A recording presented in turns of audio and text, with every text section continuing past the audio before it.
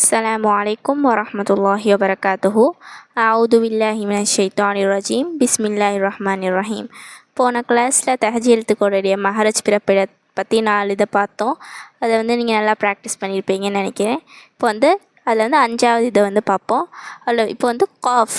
இந்த காஃப் எங்கேருந்து பிறக்குதுன்னா நாவோடைய கடைசியிலேருந்து, நாக்கோடைய கடைசி, அதாவது நாக்குல கடைசியிலேருந்து காஃப் அப்படின்னு ஓதணும்.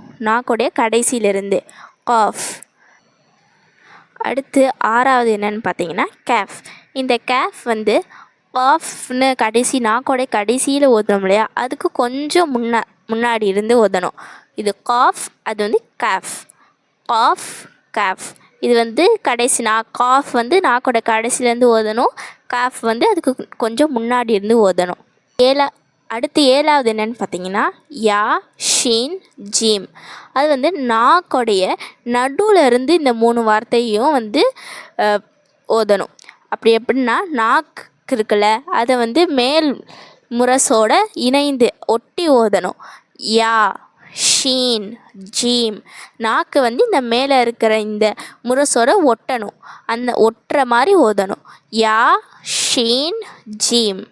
இந்த லாதை எப்படி ஓதணும்னா, நாக்கை மேல் கடவாய் பற்கள் இருக்குல்ல, எங்கே வேணாலும் இடது பக்கம் இல்லைன்னா வலது பக்கம், இந்த 2 பக்கம் இந்த நாக்கோடைய ஸ்டார்டிங் பகுதி இருக்குல்ல, அந்த பகுதியை இந்த கடவாய்ப்பல், கடைசி கடவாய்ப்பல் மேலே இருக்கிற கடவாய்ப்பல் மேலே வச்சு ஓதணும். அது நீங்கள் எந்த பக்கம் வேணால் வைக்கலாம். உங்களுக்கு எந்த பக்கம், வலது பக்கம் ஈஸியாக இருந்தாலும் வலது பக்கம் வைக்கலாம், இல்லை இடது பக்கம் ஈஸியாக இருந்தால் இடது பக்கம் வைக்கலாம். ஆனால் இடது பக்கம் வச்சா உங்களுக்கு கொஞ்சம் ஈஸியாக வரும். ஸோ இந்த நாக்கை மேல் கடவாய் பற்களில் வச்சு சொல்லணும். ராதுன்னு சொல்லணும். மறுபடியும் ஃபஸ்ட்லேருந்து ஒரு தடவை ரீகால் பண்ணலாம். 5வது காஃப். இது நாக்கோடைய கடைசியிலேருந்து ஓதணும். இது நான் அழுத்தி உச்சரிக்கணும்.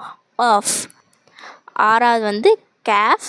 இது காஃபோடைய எழுத்துக்கு கொஞ்சம் முன்னாடி இருந்து ஓதணும். காஃப். இது கேஃப். அடுத்து 7வது யா ஷீன் ஜீம். இது நாக்கை மேல் முரசோட இணைந்து ஒட்டி ஓதணும். யா ஷீன் ஜீம். அப்படி அடுத்து 8வது லாத். இது மேல் கடவாய்ப்பல்ல நாக்கோட ஸ்டார்டிங்கை வச்சு லாத் அப்படின்னு ஓதணும். இடது பக்கம் வச்சு ஓதணும். உங்களுக்கு வலது பக்கம் வந்தாலும் ஓகே தான், இல்லைன்னா இடது பக்கம் வச்சு ஓதலாம். அவ்வளோதான் இந்த கிளாஸில். இன்ஷால்லா ஃபஸ்ட்லேருந்து 8வது வரையும் நல்லா ரிவிஷன் பண்ணிக்கோங்க. அடுத்த கிளாஸில் இன்ஷால்லா மித்த இடத்துக்களை பார்ப்போம். அஸ்ஸலாமு அலைக்கும் வரஹ்மத்துல்லாஹி வபரகாத்துஹு.